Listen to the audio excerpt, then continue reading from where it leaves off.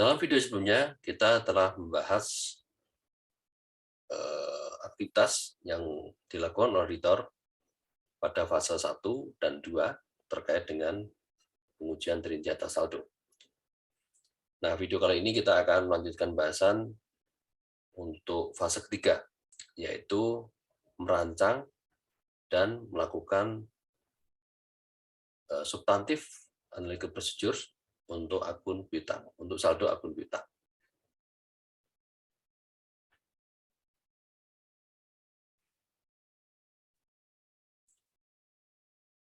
Nah, kita perlu ingat kembali ya bahwa prosedur analitis itu dilakukan pada 3 tahap.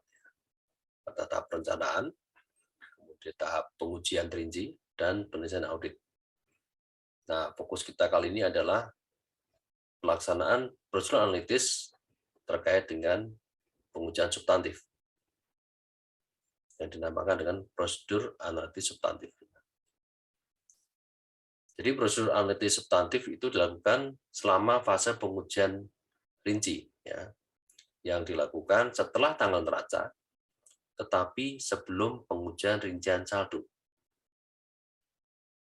Jadi sebelum kita melakukan pengujian rincian saldo, ya, auditor perlu melakukan prosedur analitis terlebih dulu.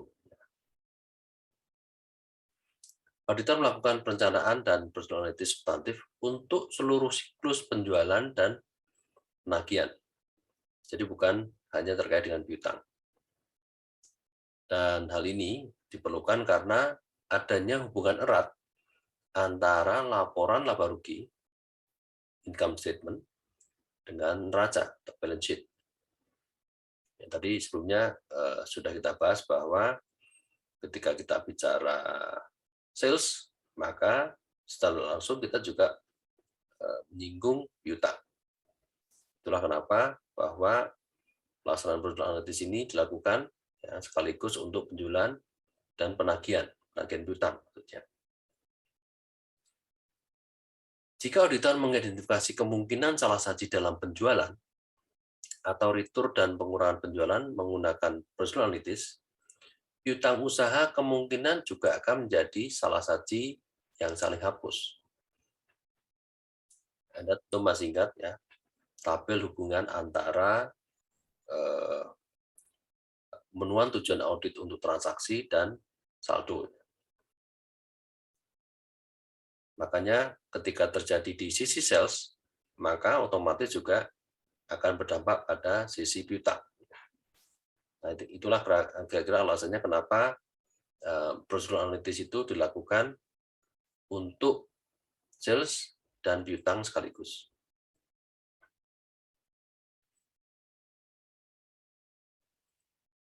Nah, di sini RS-nya menampilkan berbagai jenis prosedur analitis ya, yang dapat dilakukan ya untuk bisa mendeteksi salah saji, ya, kemungkinan salah saji terkait dengan penjualan dan penagihan.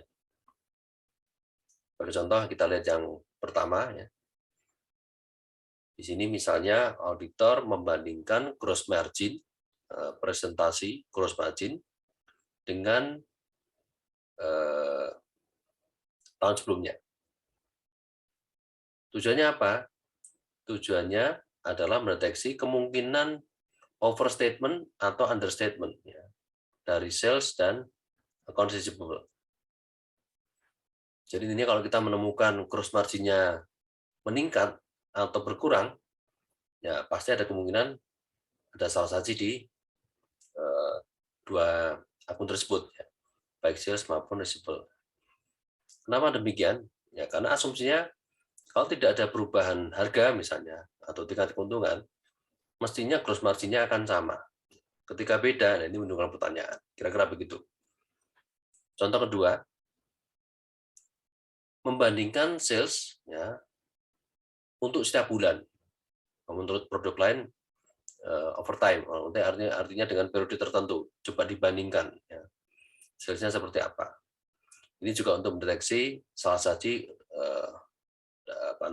terkait dengan sales maupun accounts receivable. Yang ketiga, membandingkan sales return and allowance ya, dalam bentuk persen ya, terhadap gross sales ya, dengan tahun sebelumnya. Tujuannya sama. Ketika ada perubahan ya, itu juga bisa menunjukkan adanya salah saji terkait dengan sales return dan accounts receivable. Lalu yang keempat ini membandingkan saldo customer individual ya, terkait dengan satu jumlah tertentu ya, dengan tahun sebelumnya. Tujuannya sama ya. Ini ada kemungkinan salah saji ya, di akun piutang maupun terkait dengan akun income statement.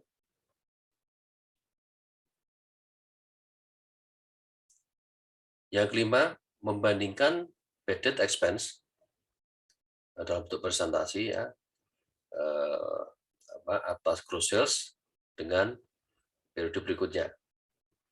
Ini untuk mendeteksi kemungkinan salah saji bahwa piutang tidak tertagih ya,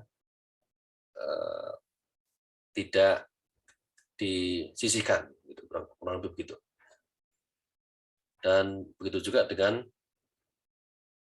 jenis-jenis personalitas yang lain.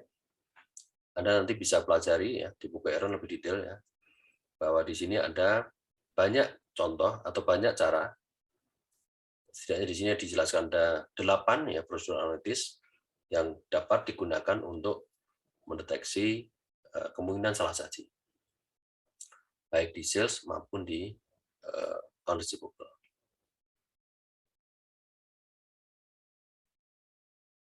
Nah, ini sebagai contoh. Ini adalah informasi komparatif ya untuk satu perusahaan yang diaudit ya, Hillsborough Hardware, terkait dengan sales dan penagihan, siklus penjualan dan penagihan. Di sini akun yang ditampilkan itu terdiri dari sales dan piutang. Ada sales, kemudian sales return and allowance, gross marginnya berapa, lalu consumable berapa, allowance untuk uncollectible account berapa, piutang tak tertagih berapa, lalu terkait dengan biaya penghapusan piutang, ada total current asset, total asset, net earnings before taxes, ya. Kemudian jumlah piutang dan jumlah piutang yang di atas $100.000. Nah, angka yang dibandingkan terdiri dari 3 tahun, ya. Tahun 2016, kemudian 2015 dan 2014. Sebagai contoh, ini auditor mendeteksi adanya fluktuasi yang tidak biasa terkait dengan saldo accounts receivable. Contohnya di sini untuk 2016 itu dilaporkan di situ ya dalam ribuan, itu 20.197 atau 20.197.000. Dan ini secara prestasi naik ya 15,3% dibandingkan tahun 2015 sebanyak 17.521.000. Dan tahun 2015 itu jumlahnya lebih tinggi 3,3% dibandingkan dengan tahun 2014 sebesar 16.961.000. Nah, ini yang menjadi perhatian auditor. Kenapa? Karena di sini ada kenaikan yang signifikan ya.